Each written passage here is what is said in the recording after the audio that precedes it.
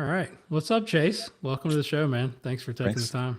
No, absolutely. Thanks for having me on. We'll definitely return the favor and have you on the other side. We'll have you on our pod as Yeah, well. yeah, I look forward to it. That's kind of where I want to start. I mean, we ran into each other at the AMG workshop at the Yep. PGA show, Yep. and I heard your recap on your podcast about the PGA show, which was interesting.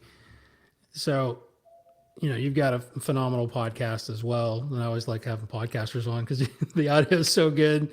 You're Sometimes, so hopefully. prepared, so I appreciate that. Yeah, no, we were just chatting about our podcast origins a little bit. So, how did yours start? Like, you're with Dr. Raymond prior now. I know it didn't start Yeah. that way, but take us Yeah. back to like why start a podcast? Yeah, that's a great question. When I quit playing professional, I'll give you a little bit of backstory. When I quit playing Yeah. professionally, I started working for a company called My Swing Golf, and My Swing was we were a direct competitor to K-Vest. So we're talking the old school inertial sensors. We got into the wireless, and we were the cool kids on the block for a couple of years when everyone was griping about wires, and now it's all markerless and optical and all this stuff now, where we looked archaic from 5, 6, 7 years ago, right? Um, but I'd met Hal Sutton, and Hal had bought our system. And long story short, I'm from Oklahoma, and I moved to Arizona to work for the MySwing guys for a few years, and then Hal and I connected, and I started teaching with Hal out in Houston.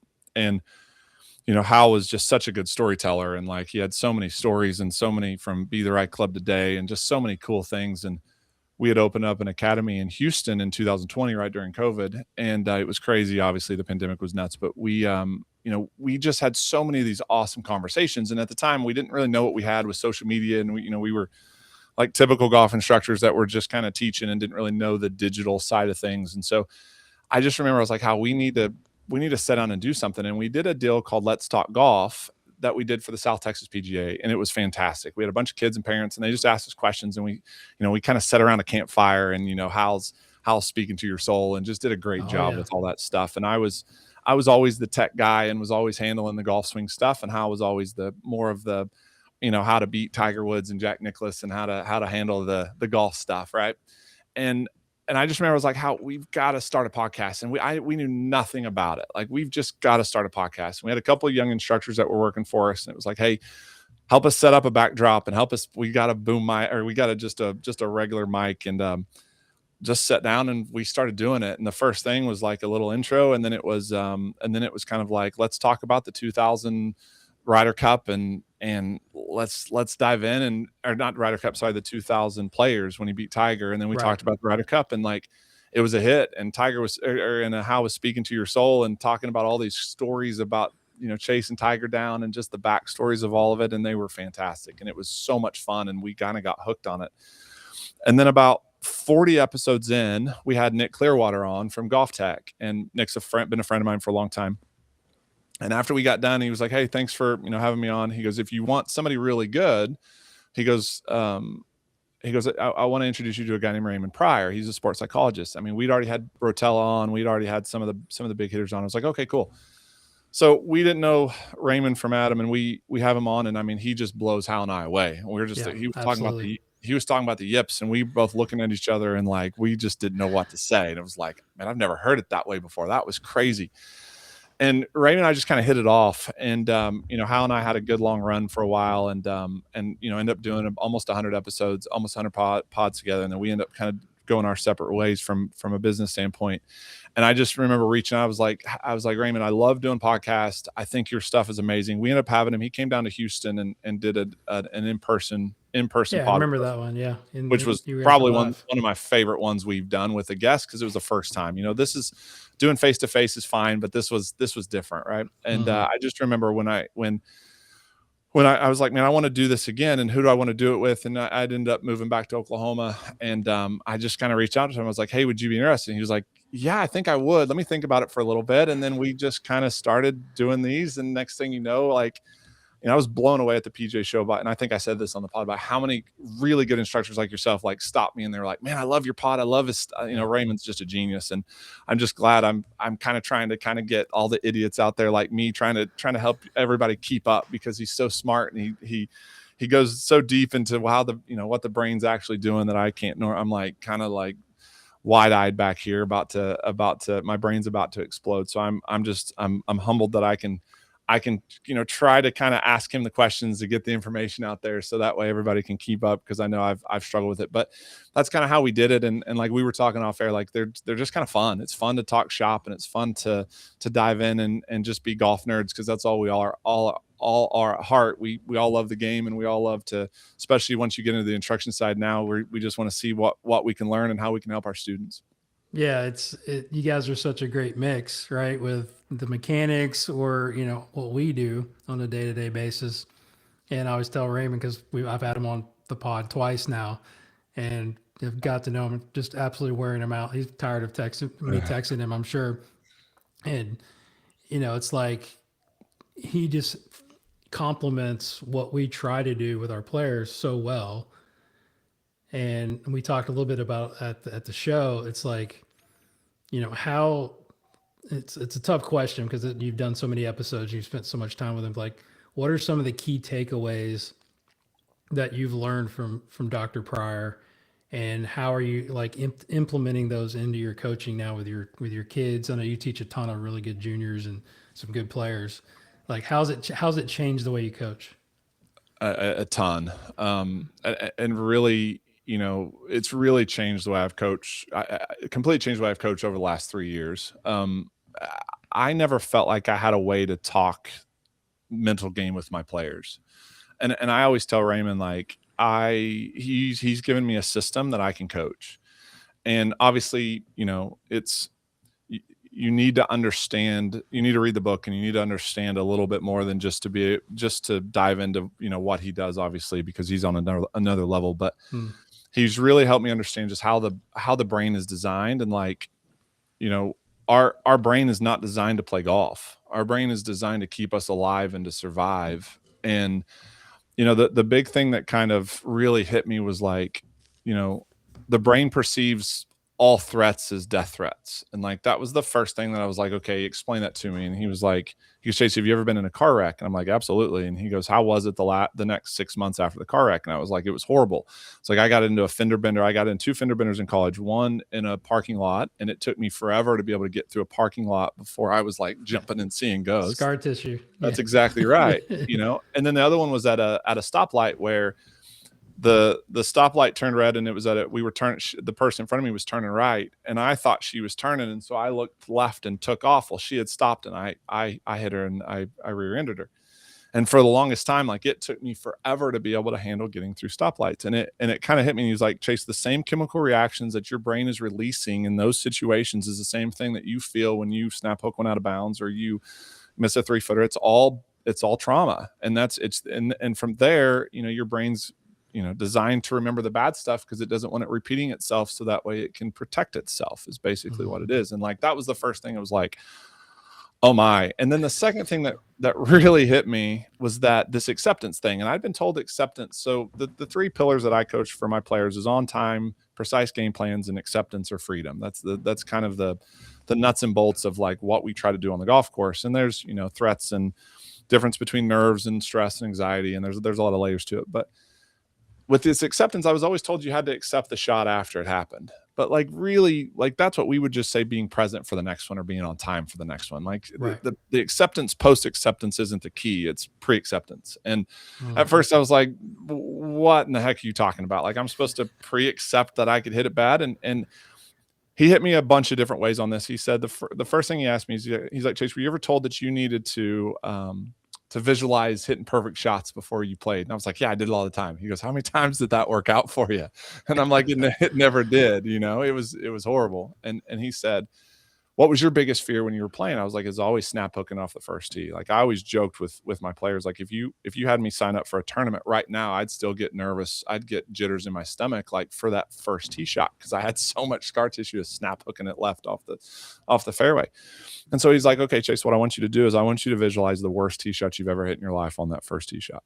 It's like, what, for what reason? He goes, visualize it. Where'd it go? Well, I snap hooked the crap out of it. Okay, how'd it feel? It felt terrible. Okay, now how are you going to handle that? What are you going to do from there?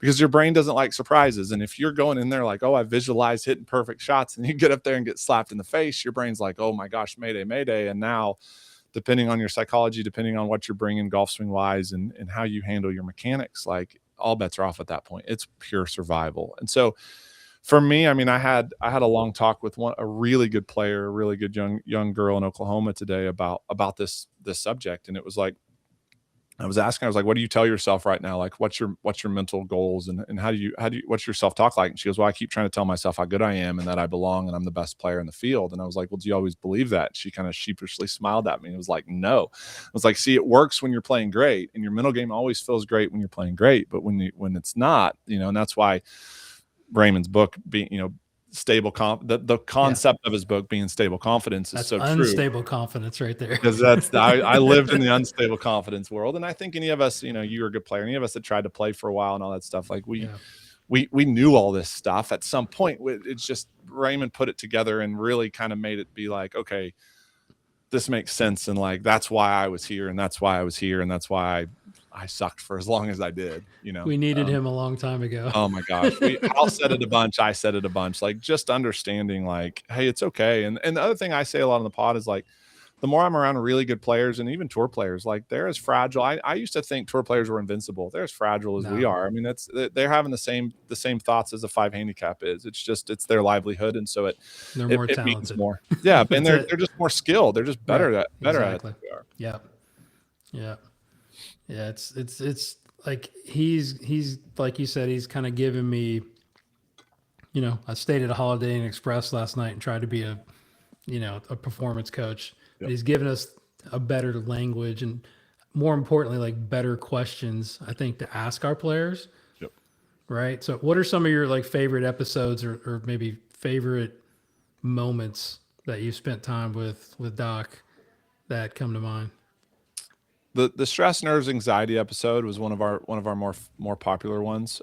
Just understanding, like, stress is working out. When we're working out, we're putting our body through stress, and we need to stress the system to grow and to learn and to get stronger and all that stuff. But then understanding that, like, anxiety is healthy. We need anxiety to survive, to live. It's just fear of future, and our brain is designed to keep us alive. So it's worried about the future a lot, just because it's trying to self preserve. But then understanding how, like, in golf, that's like the worst thing ever. Like, there's no true threats on the golf course. And so, like, understanding that, fear of future is a great way to play very, very avoidance-based golf and very protective golf. And then, just that nerves are, the difference between nerves and anxiety is nerves are more based around just being present and being here right now, and not worried about the future. And that episode was great. We did a pre-shot routine self-identity and acceptance episode that was really well received. We just recently did I thought our last one was good. I forget what we called it. But the last one that we had some audio issues, but I thought it was really good. And then we did a tournament. It was like accepting bad shots. Yeah, playing for a miss. That's what it was. Playing for a miss. Yeah, playing for a miss. Yeah, that was really good. We'd had a lot of conversations with players about how they factor in misses, and, like, do they play for a miss, or do we need to just let it rip and then see where the miss is going to be? I thought that one was a good one. There's a lot of great information now that people ask me all the time, like, where should I start? And I'm like, man, I'd probably still start at the beginning. We probably need to do like an acceptance 2.0 and an on-time 2.0. We did a pre-tournament game plan one that I tend to send all my players to just, hey, we're going to a tournament. It's an hour-long episode. We got an hour-long drive. Let's pop that in and just try to just keep getting into the pre-acceptance mode. And, like, what's the worst thing that happens? And, like, for all you guys out there that, obviously you've got a lot of good instructors, great instructors listening to this, like, for all you guys that are out there dealing with players, like, and I would say, and Raymond says this a lot to college coaches too, like, just getting your players to recognize that none of this is life or death. We're still chasing a stupid little white ball around. And if we can get our players to just swing as freely as they can, especially I get asked a lot of times, like, how come I hit it so good on the range, but I don't on the golf course? Or how come I can go shoot 65 at home, but I can't in tournament mode? And that, like, it's almost always a freedom thing. It's almost always an acceptance thing. Like, it comes down to, can we just let go and play golf, or are we still trying to protect? And is there too much, our relationship with failure? How is it? And is there too much worry about embarrassment or letting people down or too afraid to fail? Like, just let it go and go let it rip. And like I told my player, the really good player today, like, it's always easier said than done. It's easy to sit up here and say that all this stuff is easy, but that's the goal. That's what we're trying to do. Yeah, I'm preaching it, and I even had a conversation today talking about A-shaped and V-shaped thinking, and he kind of got it right. It depends on who Yep. you're talking to, and this was just a member, right? And he's like, "Yeah, that makes a lot of sense." Do you have any like other examples? You don't have to name names, but I always like to get case studies of some of your, whether it's a tour player or like a really elite junior that you've had a conversation with, and like some of the questions that you asked them and some of the answers that you got, and like how do you, because I think that's the thing is that I'm sort of dealing with now is like developing the tools to really help those players that are super talented or have the skill set to like get them to the next level. Yeah, I think one of the fun stories. It's a flag, one of these flags back here. I had a kid that I worked with in Houston that he went to Nebraska first year, and then had some. We joke, and I've told this story a bunch, so he's okay with it. But he had a little too much fun at Nebraska his first year with some freedom, and he ended up transferring close by. So I'm still coaching him, and he's from Houston. And when I'd moved up here, we were traveling. I was traveling back once every month or two to go teach some of my students, and he went back down there with me, and we listened to a couple of episodes. And then we would pause and talk, and kind of, it was really cool. It was like a case study on an episode, and I hadn't That's really had a awesome. chance to do that. And it was a lot of fun. But one of the flags back here says the mental stuff really works. And what was cool is he went and played in a tournament a week later, and he shoots like 68, 68, 62. And it was funny. He shot some really low scores before, but he's a really good ball striker. He's ranked top 10 in D2. Like he's a D1 player. He just got relegated down for some some stuff that he wasn't Yeah. quite prepared for. But he said, he was like, Chase, I was 5 under cruising, 6 under cruising, 7 under cruising, 8 under cruising. He goes, I got to 9 under. He goes, "Oof, I started to feel it a little bit. Like I really started to feel it." But the thing that's fun with him is like I just started asking him questions, like and he probably understands the mental stuff the most because we've just worked with him a lot. But I'm always asking him like, "Hey, what happened on 15? Take inventory." And he was like, "Dude, mentally I was on time. I was locked in. Game plan was precise. I swung with complete freedom. I just missed it." And he made a comment to me this winter. He said, "Chase," he goes, he won a tournament, finished second in a couple. He goes, "I had a chance to win 3 tournaments." He goes, "I probably should have won 2, maybe 3." And he goes, "I didn't have my A game in any of those events." He goes, "I probably hit it the worst this semester than I've hit it in probably a long time."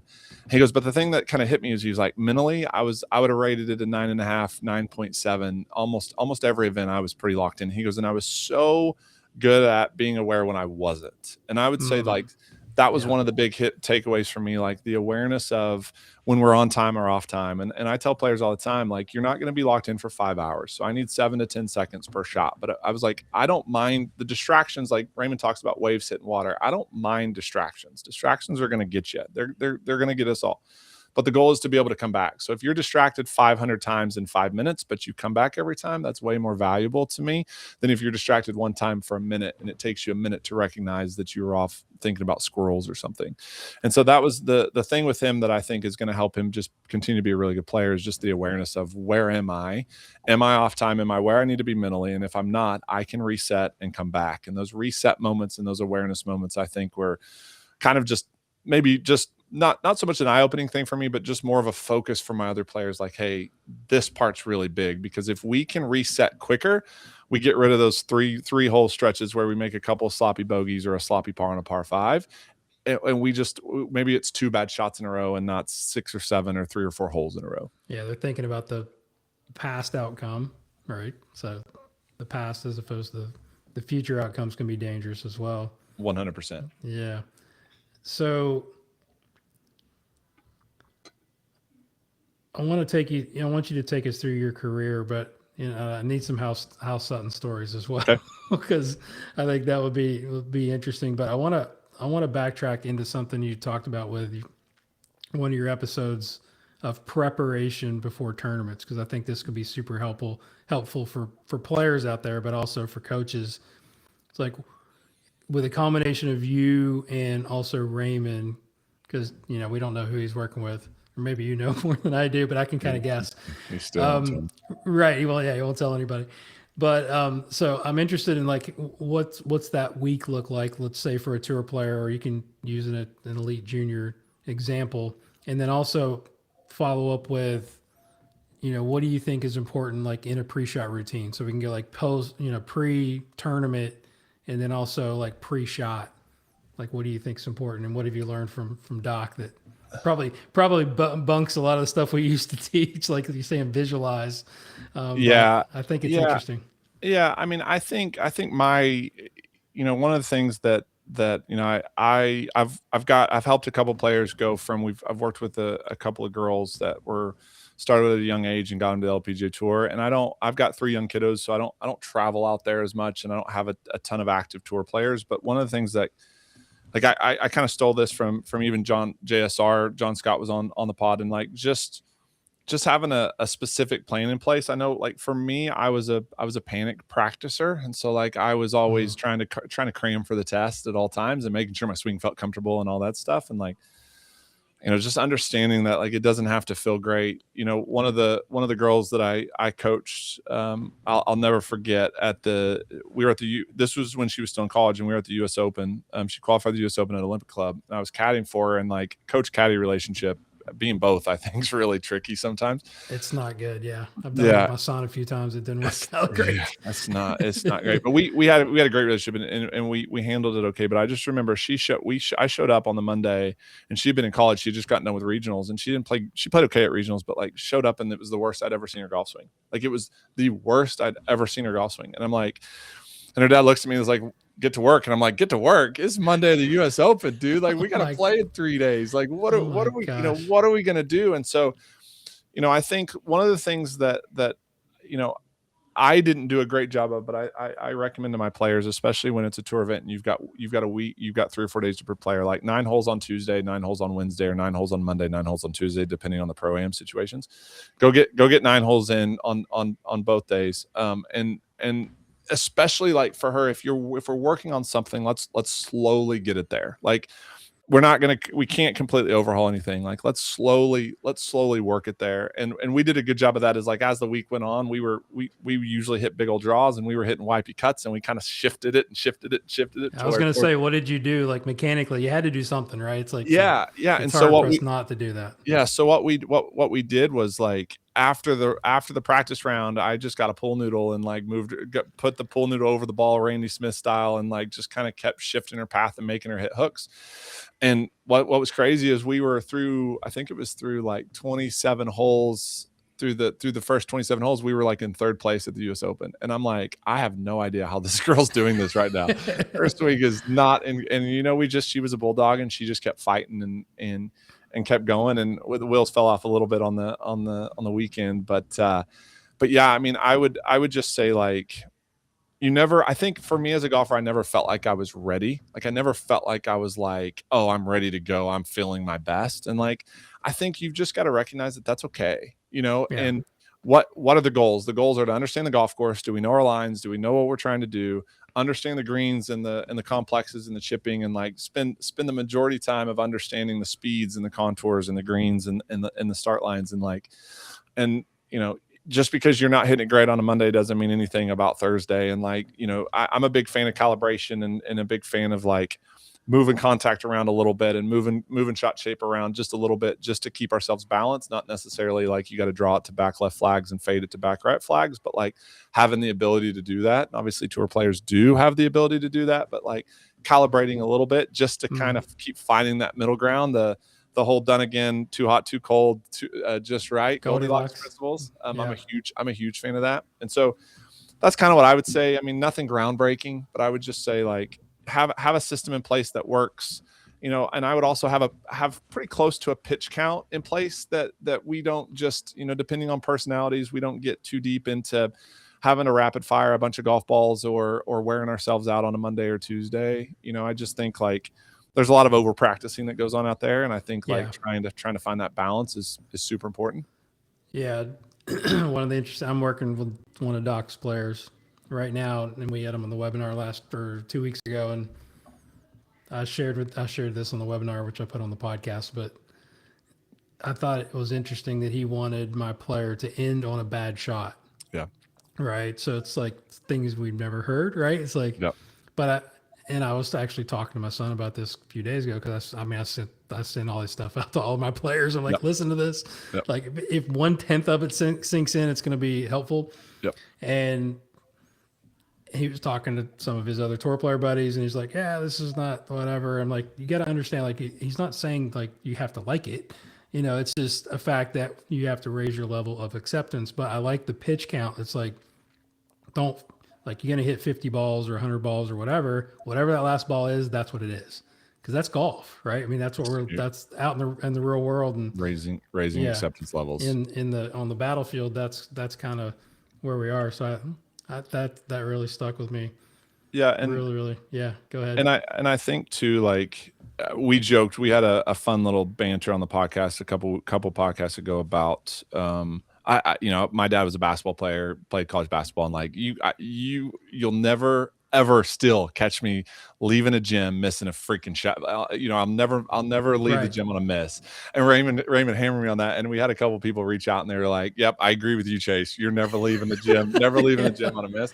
Yeah. What's funny too, Jason, is like I had a really good D1 college player, a really good program. He had a bad case of the chipping yips, and I have about an hour long mental game spiel that I've kind of given, and I gave him the spiel, and he came out and we were working on his chipping and some very simple stuff that like he was basically a little bit of Mayo stuff. He was overly shallow and we steepened him a little bit, right? Imagine that. Nothing too terribly Mayo complicated. / guru stuff, by the Nothing. Yeah, and like the one thing I will say too is like if you've been coaching for a long time, like we've hit steep pitch shots before and we've hit shallow pitch shots before, and I think Mayo always does a good job of like and just bringing it to everybody's attention. Yeah. But he was a little too shallow and moving his CGs back a little bit, and so we did some stuff, and he said, Chase, he goes, I still need some help on this. I was like, what do you mean? And he goes, before we even worked, he goes, I'd go practice short game for 3 hours a day. And he goes, for 2 hours and 45 minutes, I would hit perfect pitch shots. And his angle of attack on some basic pitch shots was like one down. Like it was really shallow. Yeah, and he would still figure out ways to make it work. And he was like, what can I do? And I was like, he goes, I just can't, I don't ever feel the anxiousness. I don't ever feel the fear. And I said, is there ever a time you do? And he goes, sometimes I can feel it on the first one and sometimes I can feel it on the last one. And I said, okay, here's what I want you to do. From now on, you get 5 pitch shots. You're allowed to hit 5 pitch shots a day. When you show up, go hit a pitch shot. After you warm up, before you go play, hit a pitch shot. Right after you get done with 18 holes, hit a pitch shot. And then you get, 2 other times. After you eat, hit one. If you go putt a little bit more, and then when you leave, hit a pitch shot. And he texted me like a week later and he goes, this is amazing. I was like, what do you mean? He goes, I've never felt as nervous as I felt on a couple of these pitch shots. He goes, and I laid the sod over one, but I was so free and it felt amazing. And I almost like cried for joy because he goes, I didn't yip it. He goes, I just missed it and I didn't yip it. But he goes, I'd never felt that kind of anxiousness other than on the golf course, other than in competition. And he goes, just you giving me one shot, because in the past I had 3 hours. I was going to practice for 3 hours. And he goes, I would yip the first couple and then I'd find my groove and think I got it. And then I go on the golf course and get exposed. That's called luck. Yeah. Skill trumps form, right? It's like what I call it. That's exactly. It's not going to hold up. That's exactly right. And so that, and a year later, he's completely knock on wood eliminated him. And I always say with yips, it's a technique and a mental. I mean, it's usually starts as a technique issue and then turns itself into a mental issue. And then you gotta handle both. Like you've got to address both. But he qualified out, and they're in a colder state, and they had some stuff out in Florida a couple weeks ago. And he texted me. He goes, Chase, you'd be so happy. He goes, I laid the sod over one, had a short side of bunker shot, or short side had to carry over a bunker, and he goes, I chunked it in the bunker and made double. But he goes, it was the freest swing ever. He goes, and I just laughed at it. He goes, it didn't affect me one shot after that. And I was like, let's go. So the pitch count stuff is really cool. And like, and you had mentioned that to me about what Raymond had said to you. And again, it's just raising acceptance. It's like, you don't have to be comfortable. We're never going to feel comfortable on the golf course. So why are we chasing comfort, in everything we do around golf? Yeah. I think the best players sort of learn how to deal and play their best through that adversity or anxious, moments. But I think, the acceptance piece, it's very difficult to teach though, right? It's like, especially to our kids now, it's like everybody wants everything to be great and everything to be nice and comfortable. And I mean, I'm so on board with it, dude. I'm like on fire for all this information that he's putting out. I'm like, now it's like, how do we get it, into our players, and how do they really get it, How do and they how do they own it? That's right. yeah. What are some of your we asked this on the webinar to Doc, but I'm curious with coaches of like, how do you simulate pressure with your players? Again, I think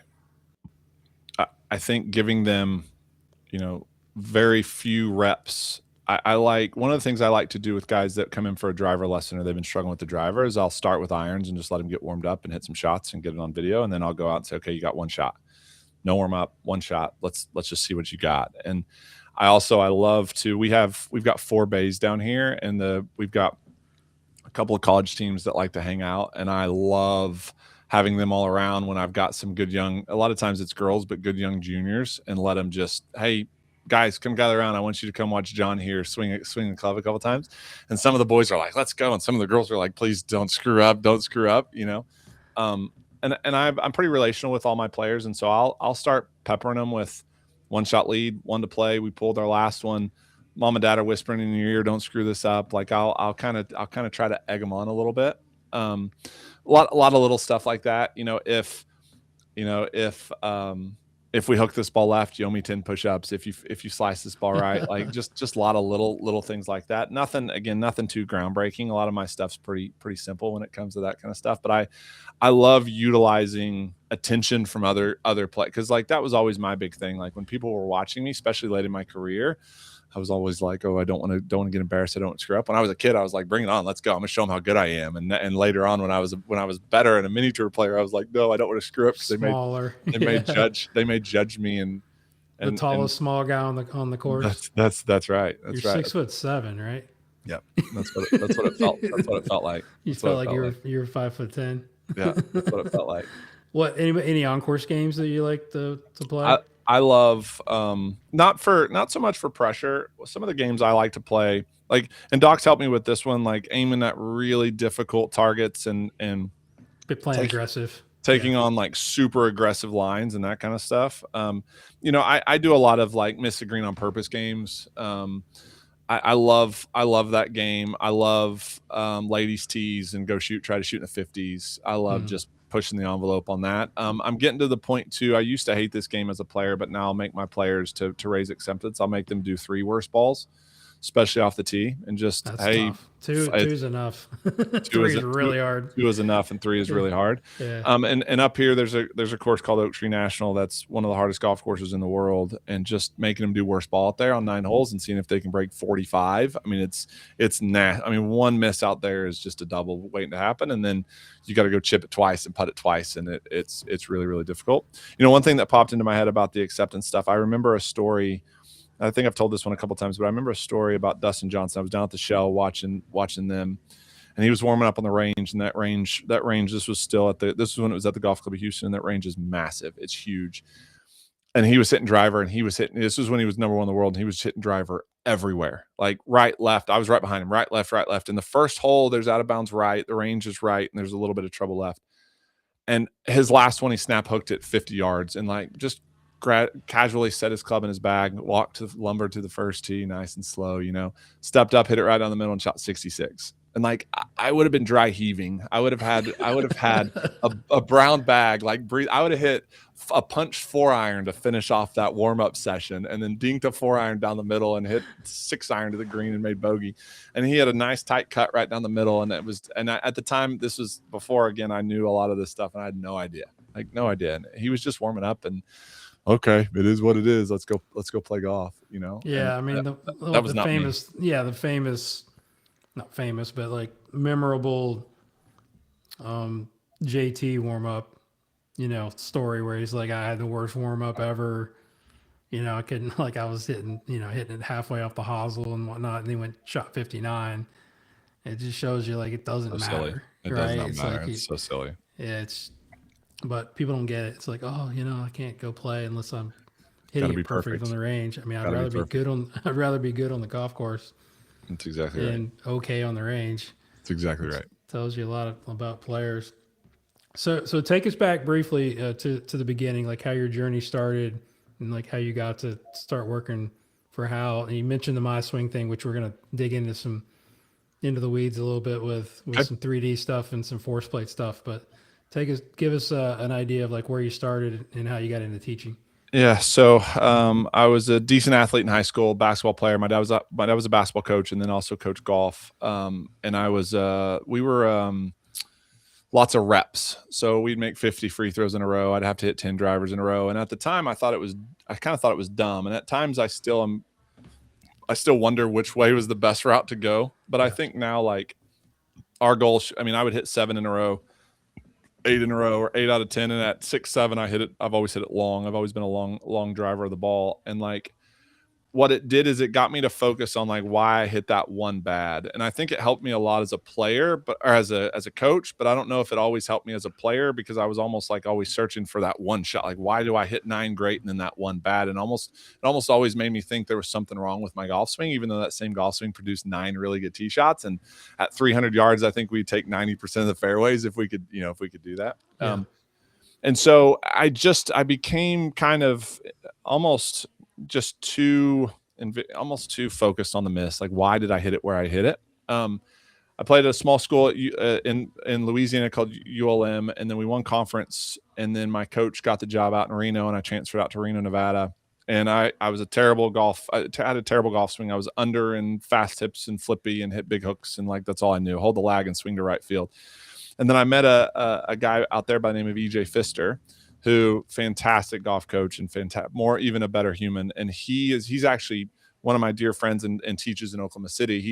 He won NCAAs as an individual for Oklahoma State in like 87 or 90, somewhere around there.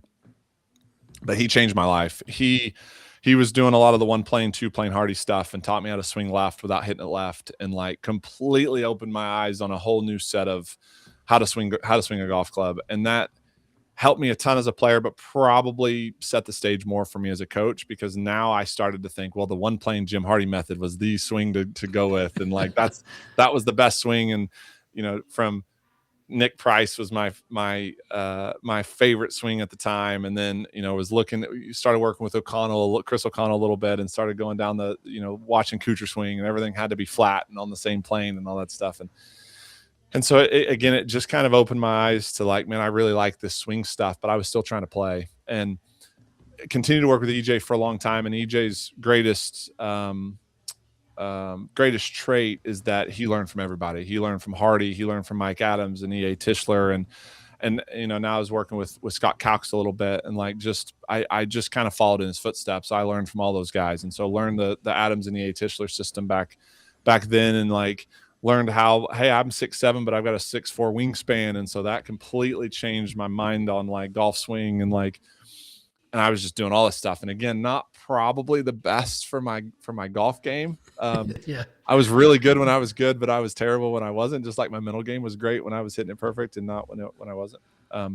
But just learned a lot about what to do and what not to do. I met a guy out in Jacksonville, Florida named Dan Caraher, who had some Morad TGM backgrounds. Yep. And he is that kid's a genius, and shout out Dan. Dan's a friend of mine and a fantastic instructor. I probably learned more about the golf swing from Dan than I have anybody else. Like he was a wealth of knowledge, and spent a lot of time with Dan, and he helped me a ton. And a good friend of mine out in California, Monty Scheinblum, and like just started to learn from all these guys. And then wife and I got pregnant, and I wasn't making enough money and playing, and it was time to make big boy decisions, and moved to Scottsdale and did the My Swing thing. And the My Swing thing like was just education on steroids for me. It was the first time I'd really studied the golf swing in 3D and got to know Phil Cheatham as a dear friend of mine, and like him and his family are just fantastic. And like we had Phil was next door, and we worked with Phil all the time, and we would compare the AMM system to My Swing, and I would have debates with Phil about why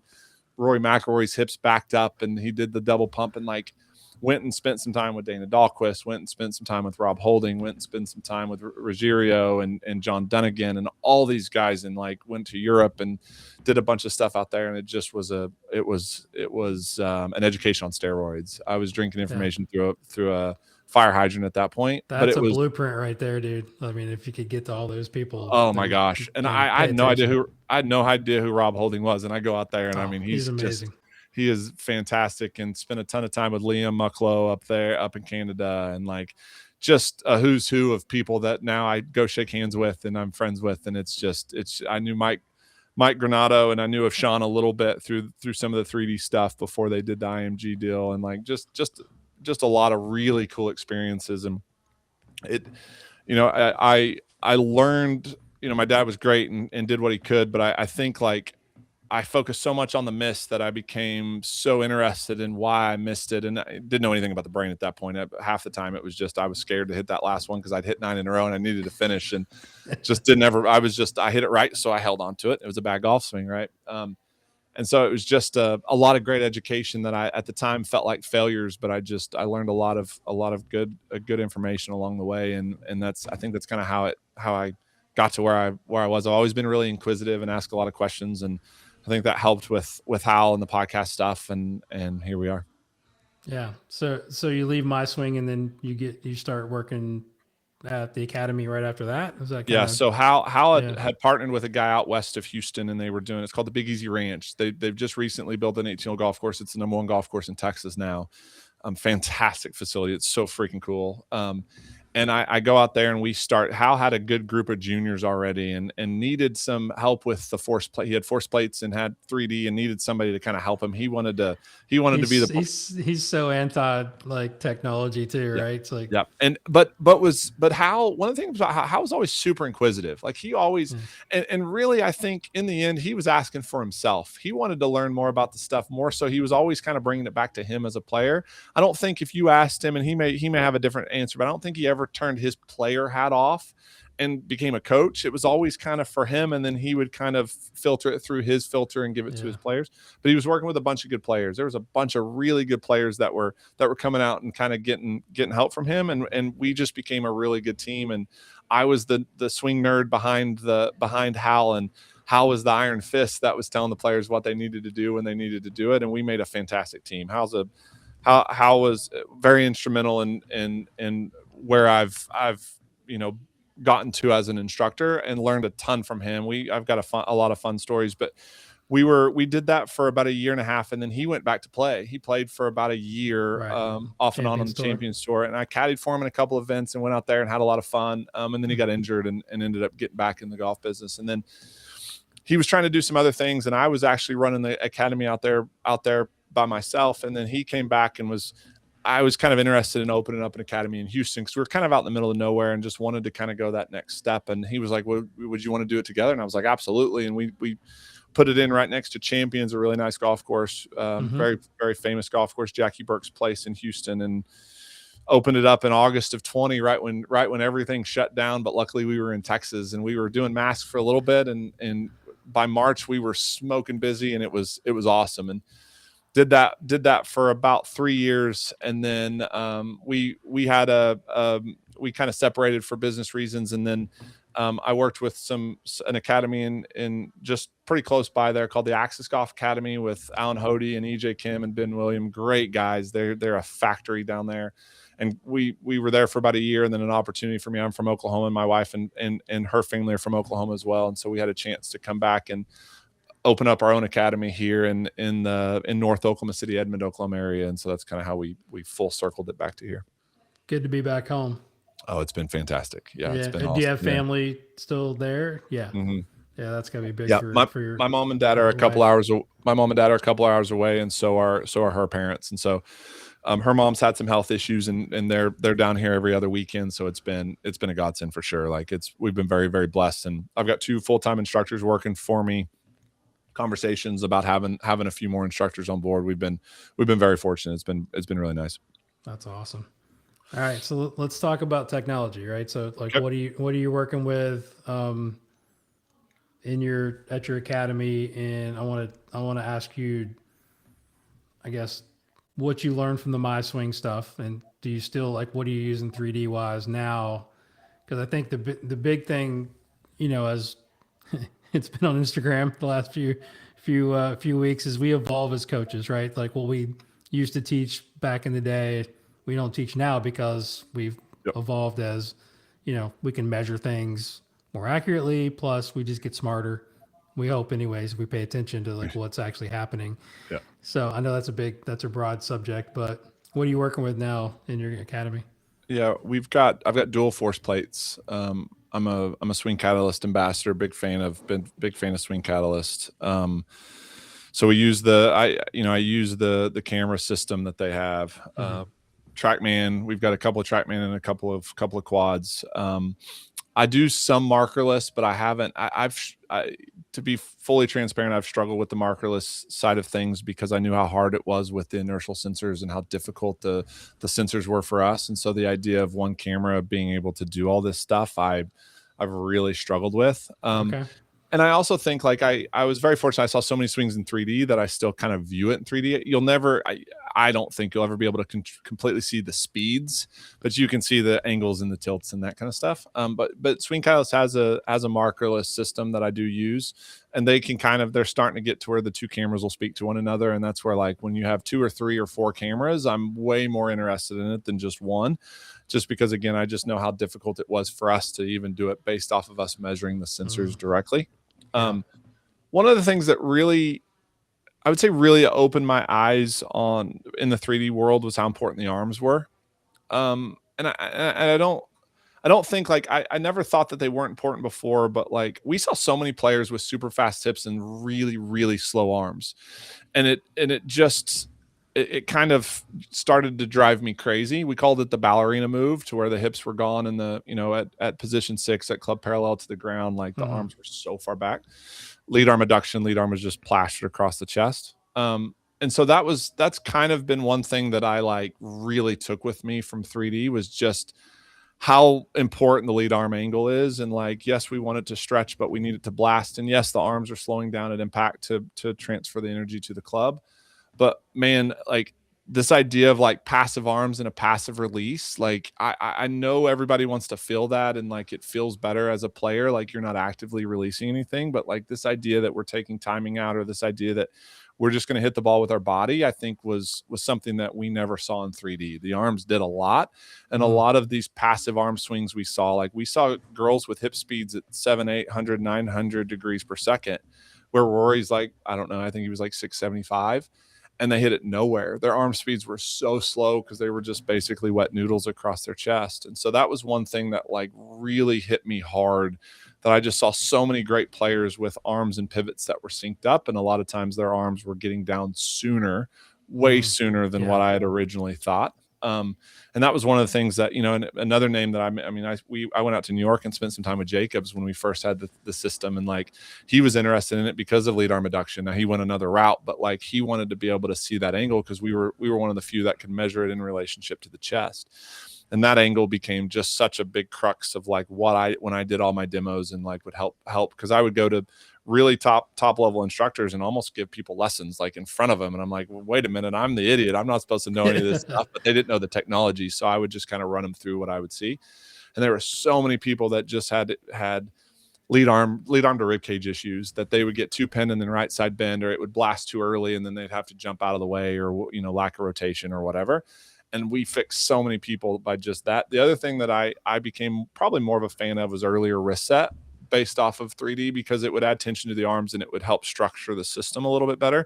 I just saw a lot of late wrist setters that would then overload coming down and get too narrow with rib cage to lead arm, and then it was a lot of angles that they had to get out. But if I could get them to set it a little bit more, it would bring tension to the elbows, and it would tend to add structure to the chest and the lead arm. And so that was always something that, and the more I teach, the more there's outliers, and none of this is set in stone. But that was just some of the pillars that we saw, was that like hip speed does not equal club head speed, and the relationship to the lead arm to the rib cage is way more important than I'd ever thought. And now, like listening to Jacob's talk and listening to some other instructors that are diving really deep into the forces and the torques and stuff, how important they say the rib cage really is. And it was like, yeah, we were seeing that all 8 to 10 years ago. How do you train somebody out of that if the arms are too passive? It's really hard, especially if they don't have a lot of strength. I think a lot of times, I was going to say, could it be a muscular situation? You know, Yeah, I think grip strength, you know, all that stuff that kind of runs up the chain with the ability to swing it 100%. fast. Yeah. A lot of forearm strength, a lot Hmm. of, acceleration, deceleration. I think, trying not to get, the what two issues I see. Sometimes it's they train the lower body so hard and it's almost too strong, but then a lot of times like the glutes aren't strong enough to just slow down and stabilize a little bit. So Mm. sometimes with younger kids, we're doing a lot of like some of the Rotex slider stuff to where we're loading lead side, activating some of Ruggiero stuff, like activating left glute Yeah. and then firing the arms. I love a lot of like half back swing, fire down and stop. Like I got a lot of stuff from Rob Holding about this, like swinging alignment sticks and stopping an Yeah. impact. Yeah. I was going to say that stopping the alignment stick, you know, Yep. braking force Yep. stuff. Tons of How, braking, tons of braking force. how cool, just a little sidebar, but how cool is that Fast Eddie Oh yeah. presentation with him and Yep. in the Rotec stuff? I thought that was super interesting. That guy's a freak. He is a freak. The fact that like he can get warmed up in 5 minutes and then reach peak speed in 3 or 4 swings was crazy to me. And that was one of my goals. I think I said it in the pod. That was one of my goals, was to learn more about that system. And like I've been using it a ton. So you got Rotex? Yeah. Yeah, I got to yeah. get it.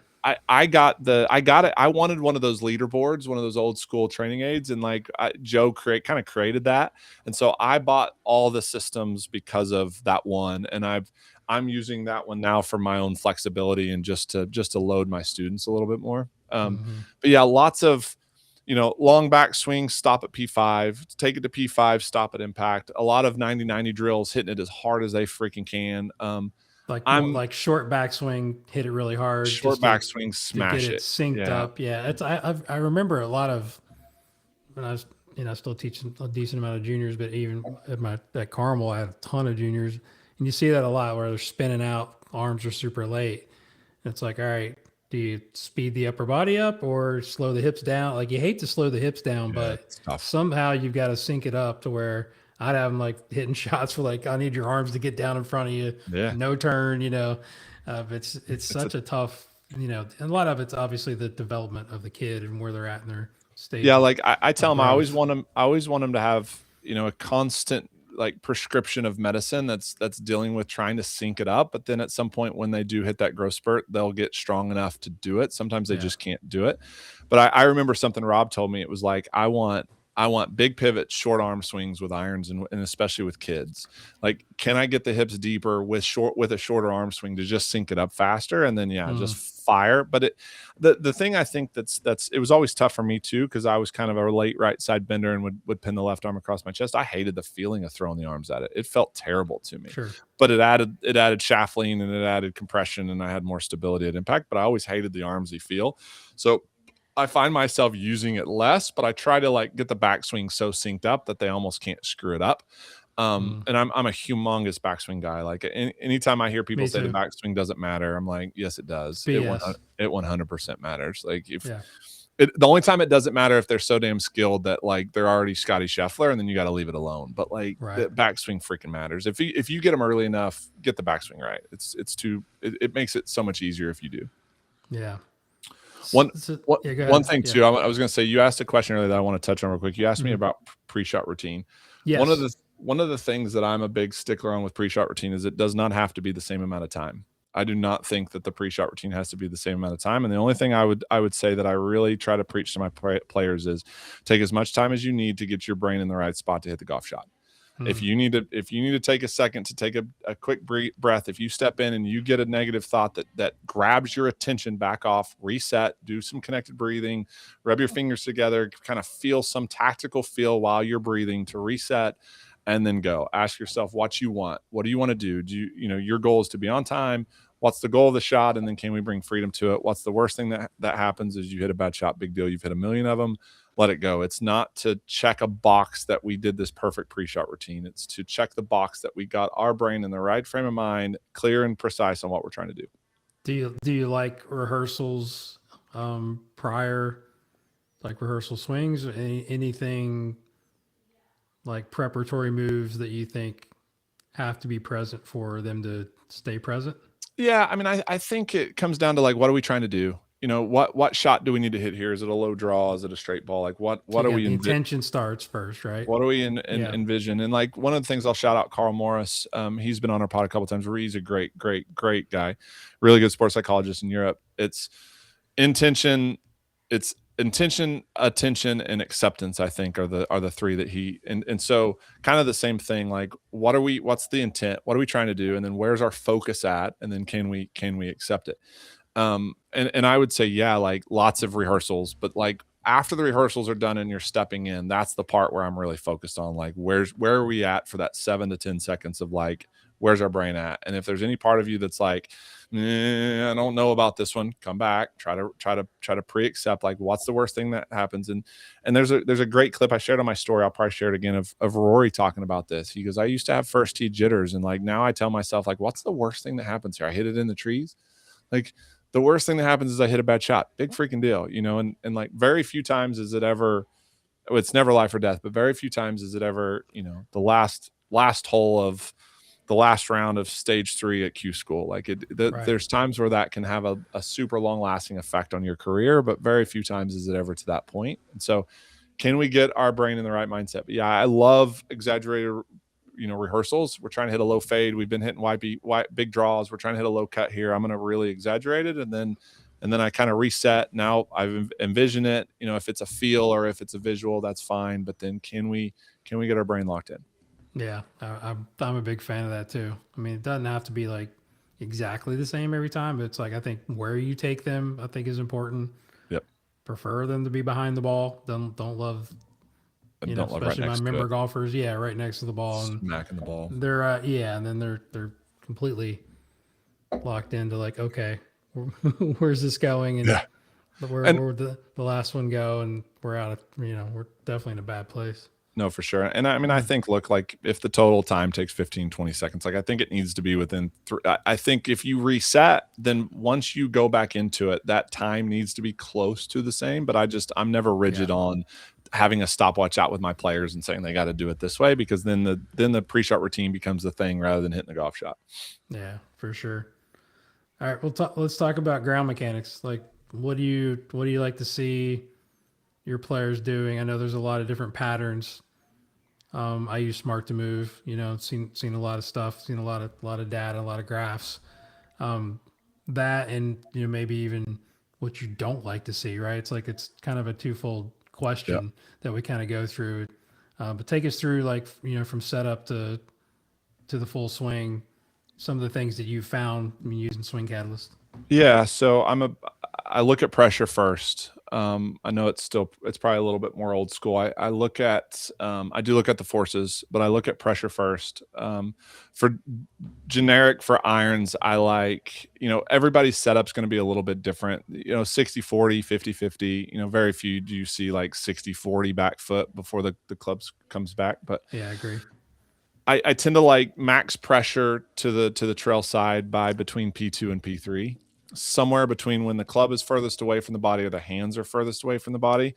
And that's generally P2 to P3, maybe P3 and a half. Too far past, if it's past P3 and a half, a lot of times the backswing it's just a longer backswing. It just takes them longer to get back there. But I kind of like to see 70-30 to 80-20. I don't, anything below 65 becomes a little, I would consider a pretty aggressive front poster. And like, depending on their biomechanics and how they move, I'm probably going to bump them off of it a little bit more somehow. I'll give them a little bit earlier shift. I love 50-50 at the top. Or at least by like, because typically like our ranges, I want 70-30 to 80-20, somewhere halfway back in the backswing. I want 50-50 at the top, and then I want the same thing, 70 to 80 by P5. And that's kind of in the lead side. Yeah. That's kind of what we see for our better players. I've got a really, one of the players I talked about, a really good player that doesn't, he's about 60 at P5 and he's only about 65 or 70 at impact, but he has so much shaft lean and he actually like shoves his hands forward. He doesn't right side bend a lot. He just kind of bends his left elbow. And so he gets something forward. And that's kind of what I tell my players with irons. Something's got to go forward. It's either got to be big time pressure. It's either got to be the handle It's got to be the chest. Something's got to get forward to get the low point far enough forward. And then you just have options. I don't, I had a couple of good conversations at AMG about this. Like, I don't like the left foot jumping with irons. The lead foot. I don't like the lead foot coming off the ground too much with irons. There's See some the really kids good doing that. Yeah, I got a few kids that kind of spin out and jump. Yeah, there's some really good players that do it. A couple of them highly ranked, and like that's just not normally my cup of tea. I don't mind it if it's after. Driver's a different animal, but like I kind of like a fairly stable lead foot with mid irons, especially with wedges, obviously. But I think like I always kind of say like 70-30 to 80-20 at P5 lead foot, and then just kind of coast from there. Maybe another 10% more. We used to think you needed 100% of pressure on your lead footed impact, but obviously that's not the case at all because it limits rotation. One of the things I've seen with forces, it's like anytime you want to add a force to a player, you're typically going to take a force away from a player. And so like the other day I had an older gentleman, a really good player. He's one of the best seniors in Oklahoma. And he had an old school, think like a Johnny Miller pivot, had just a lot of lower leg drive, a lot of reverse C action. Reverse C, yep. And he had a ton of horizontal. So in Swing Catalyst, it goes horizontal, torque, and then vertical. And I don't do a lot of the individual plate stuff. I do some, but not a ton. And we're always looking at that. And he was above tour average in the horizontals, and had an okay amount of torque, but almost zero verticals. And well, he's late 60s. He was never taught to go up. He was taught to slide or rotate. That's all that he knew back then. And whether it was Ballard or it was old school leg drive based off of what Johnny and based off of what Sam Snead and Byron Nelson, all those guys did, right? What was his release pattern? I'm curious. It was kind of flippy, or like, no, it was a little more, I would call it like a drive hold. Like he was a little bit really like, interesting. It was a lower, like a Ryan Palmer type look. Yeah, it had it for he moved super well. Like right knee was almost past the ball at impact, right foot was driving. He had a lot of Johnny in him. Like it was shot. He hit 4 or 5 down on a 7 iron. I mean, it's good. His motion's good. And he plays in Oklahoma, so you got to hit it low here, but was really good. But he was griping, and what was interesting though is he had a little bit of a David Toms backswing. He had very little set, but then would drive and kind of just hang on to it.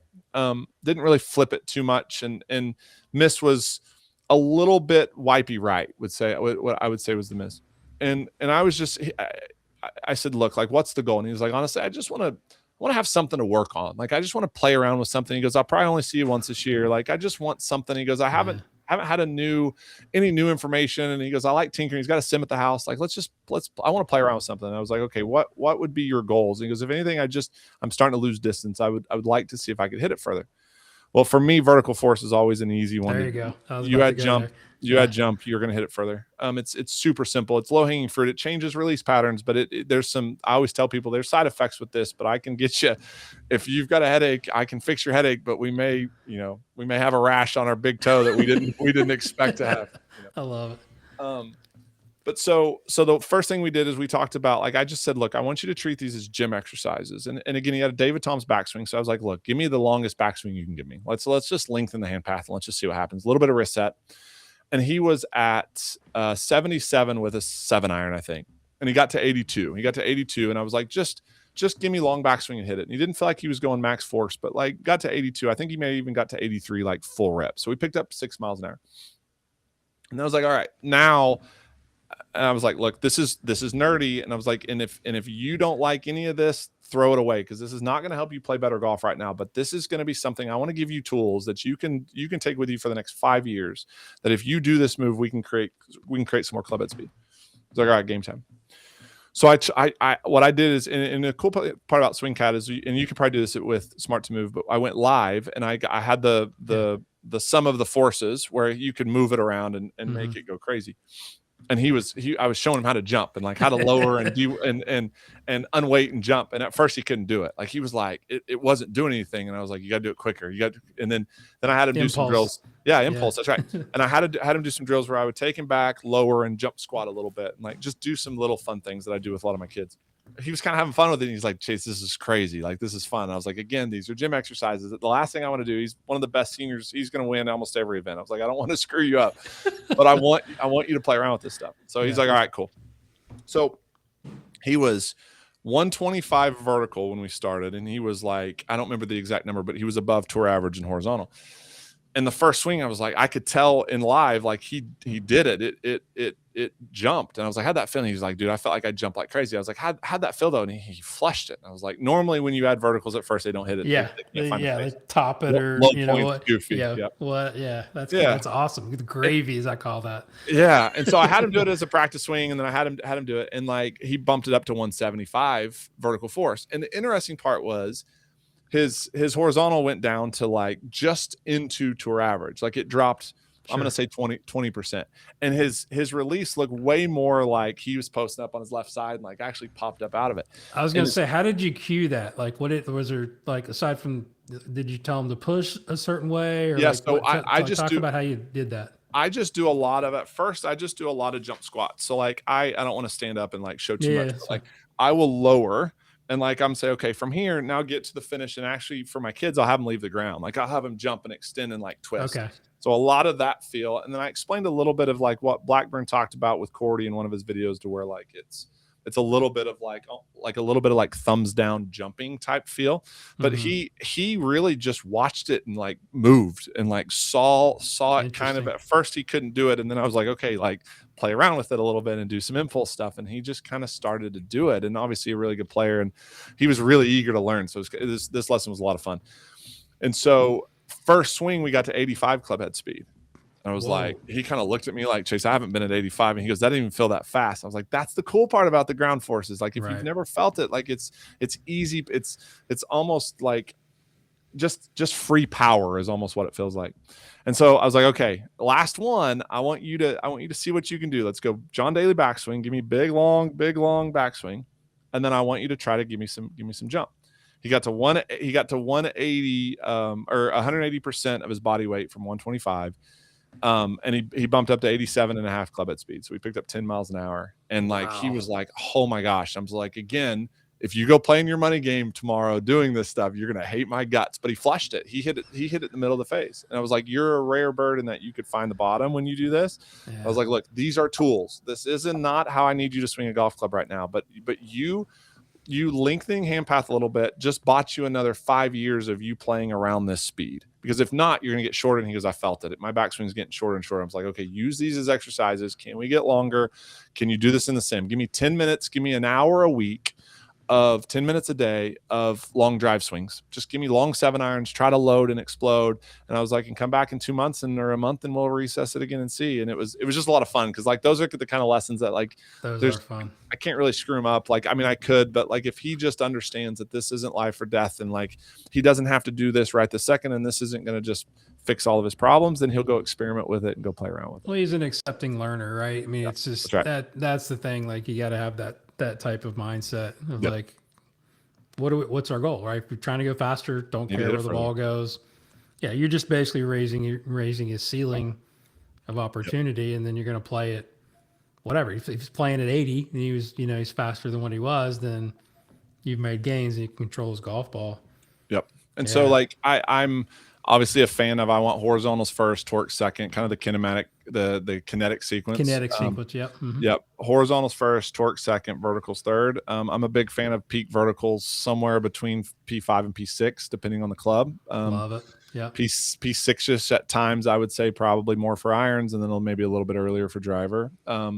But I look at pressure first, especially with irons, and I probably look the same way. I'm an old body track guy, right? It's like I'm looking at the pressure numbers and the traces a little bit, but then you add the forces, and it just kind of ties it all together.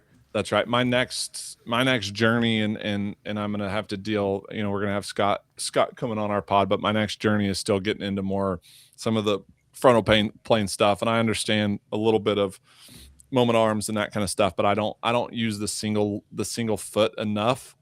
And so I've always taught with a single plate. And so that's my next step. I need to get a little bit better with the single foot stuff.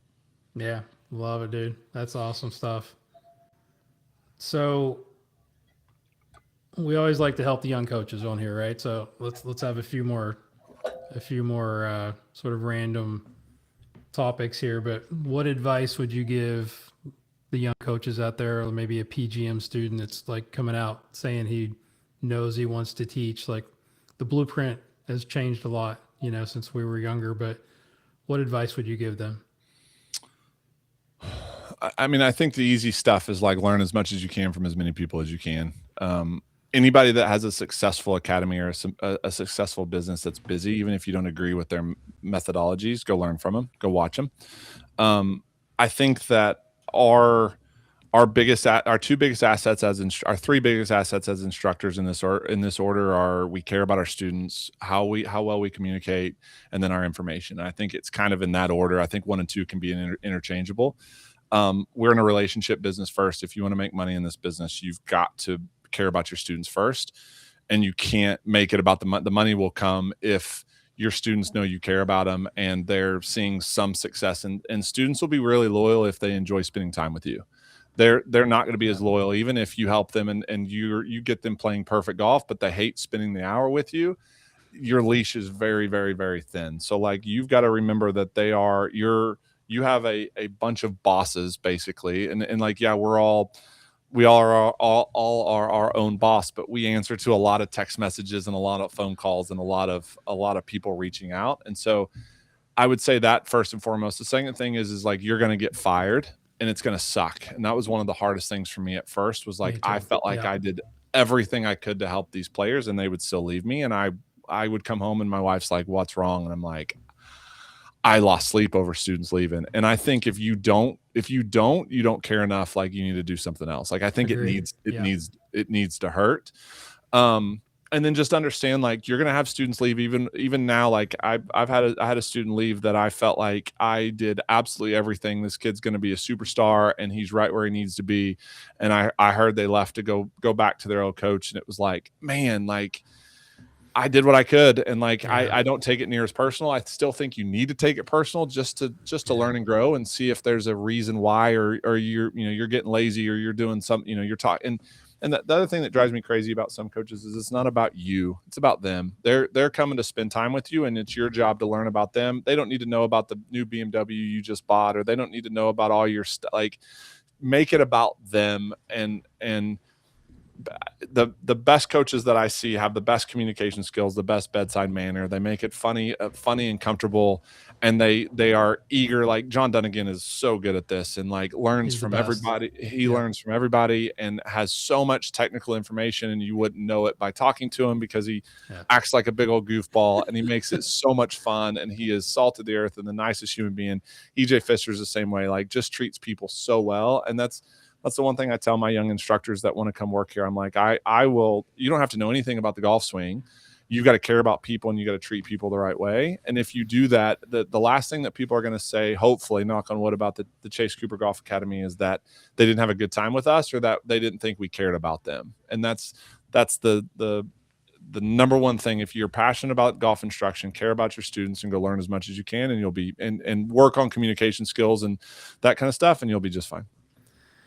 Yeah, so what I talk about this on the pod all the time is the IQ versus the EQ, right? The information, one, us as bosses or mentors can help people with that, and it's on the internet. Like it's all you can go get it, right? One, yet you want to have that young coach that's motivated to go get the information, but I think the emotional intelligence is very difficult to train, right? It's like, how do you do that for your employees? Like, I mean, obviously you're going to hire somebody that I shared something we just had our section teaching summit. We had a panel discussion with a bunch of great coaches and I was up there moderating and I was like, it's difficult to train a personality, right? But I'm a prime example of when I was younger, I was very backwards. I was very shy, very, you know, I didn't have that ability, but I felt like I knew like where I wanted to go, and luckily ran into a mentor that kind of helped me with that. Whether it's going to a class, public speaking class, or right. like I did Toastmasters, I did a bunch of things that made me super uncomfortable to like bring me out of my shell. Like, can that be trained? And like, do you have any books that you'd recommend, or how do you like share that with maybe a young coach that you like? I see something in this person. I've had a few people. I won't mention any names to embarrass them, but like they're really, really good now. But we're kind of in that same situation. And bring that out? Do you have any tips or tools for that? Yeah, I don't have any books right off the top of my head. I've been fortunate that like the two guys that work for me right now were just really good people that already were pretty good in that role. One of the advice, there's a PGM program that's right next door to us, and one of the advice I give to them, that the kids that want to teach, like, man, if they want to come work for me, first off, right out of college, my first suggestion is, like, I'm like, hey, don't come work for me, go work for Golf Tech. Why? Well, because they're going to do a good job of getting you kind of trained in their system. But the one thing that they're going to do, two things: they're going to pay you a decent salary and let you be able to survive. But you're going to teach your ever loving tail off, and you're gonna get trial by fire, and you're going to learn really quickly. And you're going to be uncomfortable, and you're going to be in those awkward situations, but you're going to learn really quickly with a bunch of 30-minute lessons that not everybody communicates the same way, and that not everybody hears what you're saying the same way, and that you've got to meet them where they are. And it's just great experience. Like, and I was fortunate. The other thing I would say is go take a bunch of lessons from really good people. Like, go get a feel for it too, because I think both my parents were public school teachers, so I think that the teaching side and the coaching side was already ingrained in me a little bit. But I think, Mm-hmm. like, some of the instructors I worked with, from a EJ Pfister to worked with Randy Smith a little bit, to I just kind of learned on the fly. And then you start coaching enough, and then you start kind of figuring out all these lessons on the fly, right? And so that's one of my first. Anybody out there that knows that they want to teach but isn't sure what they're going to do outside of the PGM program, man, go get hooked up with Golf Tech, because you will learn really quickly how to help people hit draws and help beginners get the ball airborne. And then you'll also learn really quickly, like, everyone's different, and they all need a little bit of different information said a bunch of different ways, and your toolbox will get big real fast. Yeah, it's just, I guess what you're saying is it's more of experience and like just getting your hands dirty, I making think so. mistakes, as we talk about. It's just, I mean, I get there's a lot of that. Teach for free if you have to, right? It's like Yeah, I don't. dealing with difficult students. I think is the toughest challenge that I always was faced with. We in learning about personality types. Yep. And how first learning what you are as a person, I think is important, because we always vibe with the people that are kind of like similar Yep. to us, right? It's like that's like your guy. Like you guys were Yep. probably very similar. You're like, dude, let's go have a beer afterwards. It's awesome. Yep. But then you got others that are like, okay, I'm doing the same thing, but it's not really connecting as much with that person. Then you got to go like, all right, what's the workaround?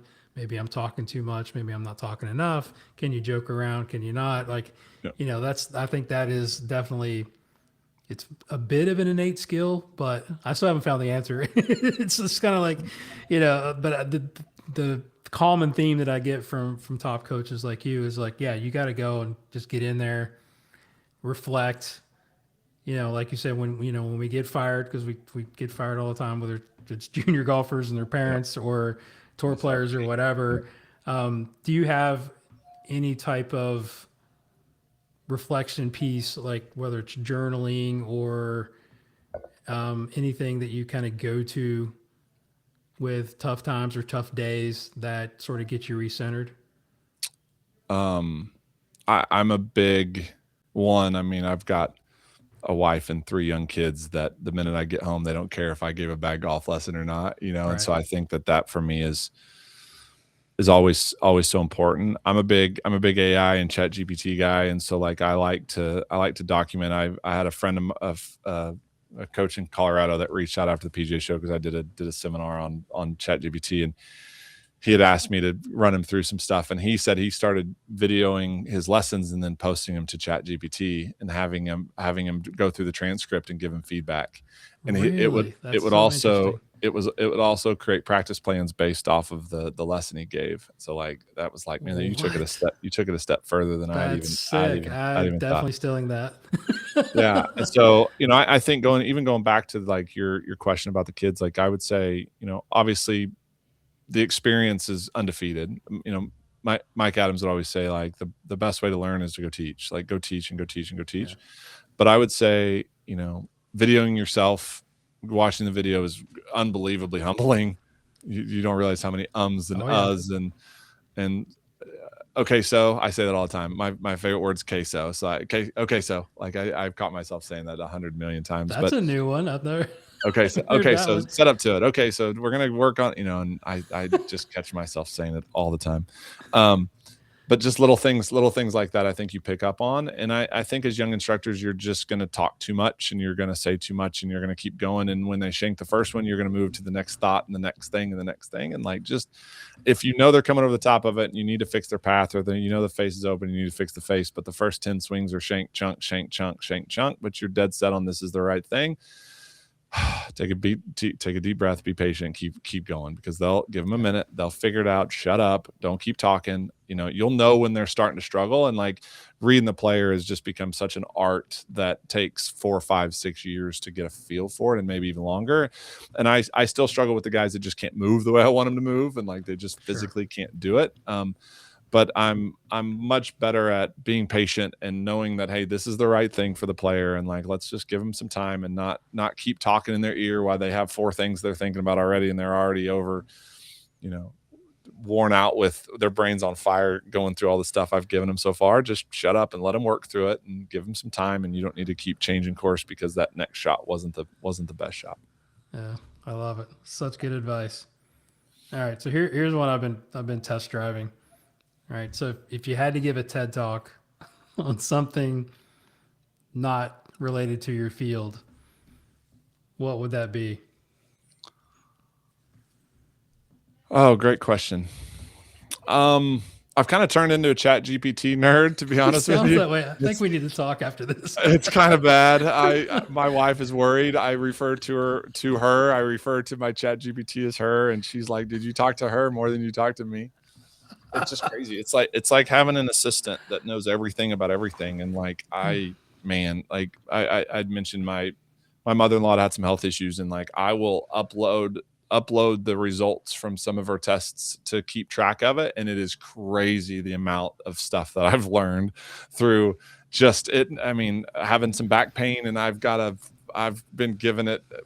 My wife and I like to play pickleball, and we've been diving into pickleball, and my back doesn't like pickleball after a tournament or two. And so I've been having it create workouts for me. I've had it I mean, it's nuts. And so that would be my TED talk. My TED talk would be get a bunch of the old farts out there that I know that aren't using it to start to use it, because it's going to make our lives, and it does now, and it's going to continue to make our lives so much easier. I love it. Yeah, I ran into our mutual friend Ian Highfield. Yeah. At the show, and he was just asking me how things are going, and like, love, the podcast looks like it's going good, and he goes, "What's your next thing?" And I'm like, "I don't know, man. Like, I'm just trying to figure it all out." And he goes, "You need to write a book." I'm like, "Man, I got time to write a book." And usually, I tried to write a book about 15 years ago, and like, every time you get like 3/4 of the way done, you look back and you're like, "Oh, I don't believe in that anymore." It's like, "Oh, that's crap." He goes, "No." He goes, "You need to like take chat." And I can't believe I'm saying this on the podcast. I'm going to give it away. So hopefully I'll follow through. Maybe this will be accountability for me. Yeah. He's like, take every episode in your podcast and put it in the chat, and it'll help you structure a book. And so I started doing that. That's awesome. It's unbelievable, right? That's it's it's going to be a big project. But I mean, I'm just like, holy cow. And the thing starts to get to know you and like your tendencies and whatever. And I'm like, oh my God. So definitely, I'm in on the AI. On the AI. That is awesome. It's funny because like that's how I do a lot of my social media. Like we kind of went down a social media path last year and tried to kind of get some more followers and stuff. And we would do videos, and I would do text posts. And my text posts would be on acceptance or on tour stats or on, being on time and all that stuff. And I would a lot of times I would go in and like give it some ideas and then let it run with it. But now you gave me an idea, so now I'm going to start using the podcast transcripts, and then I'm going to have it spit it out and give me some good ideas and base it off. Like, that's the thing. Every time I talk more about chat GPT or AI, I always use chat GPT, but every time I talk about AI, I always come up with more ideas. I'm like, oh, that's a good idea. I need to do that one. Oh yeah. I mean, I can't get it to like, it won't do like reels for you or anything like that. It's like, I can't do that, but I can give you ideas for this, this, and this. Yeah, it'll get there. So I got to use another app for that. But that's awesome, man. Well, dude, this has been so much fun. Like, we've been threatening to do this forever. That's right. I'm so glad we could connect again, and you know we need to stay in touch better. 100%. Thanks for having me on. I mean, I think I saw you shooting at Open Forum two years ago, and I think I introduced myself back then, and I was like, man, would love to have you on, and we still haven't even had you on our pod yet. So we will definitely get that done sooner than later. I'll tee that up. But no, I appreciate what you're doing, and you've obviously had a lot of really great guests on, and just humbled to be a part of the group, and you know, just sharing my journey. The more I do this, the more I've learned that there's nothing really new, there's nothing groundbreaking. It's just do you care about the people you're trying to coach, and do you have enough information to help as many people as possible? And that's the goal. And I'm indebted to Raymond, because he's opened up a whole new world where I'm giving more, not more, but I'm giving way, I was about to say more mental game talks now than I am golf swing talks. But like for my regular players, we're probably having more. They're hitting way less golf balls than they've ever hit in the past, because I've got to check on them and see how they were mentally and see all this stuff. And so, you know, just keep learning and keep growing. And I'm just, you know, blessed to be on here with you, and we had a great time for sure. Absolutely. All right, you got to answer the last question. You probably know what's coming. All right. But if you had a gigantic billboard and could get a message to the world, to billions of people, what would your message be and why?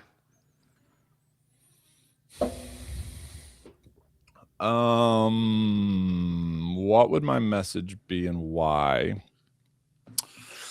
I would say that I'm gonna keep it boring and keep it golf related, and say that quit to tell parents of juniors to quit telling their players to quit firing their damn hips so fast, and quit worrying about the hips in the golf swing so much. And that the hips have been so overblown with with our industry and what we've been teaching for so long, and that I'm so tired of seeing super fast hips all the time. That would be my that is definitely an original. That would be my golf billboard that I would say You're the best, man. No more fast hips. That's awesome, man. So let everybody know how they can follow you on socials.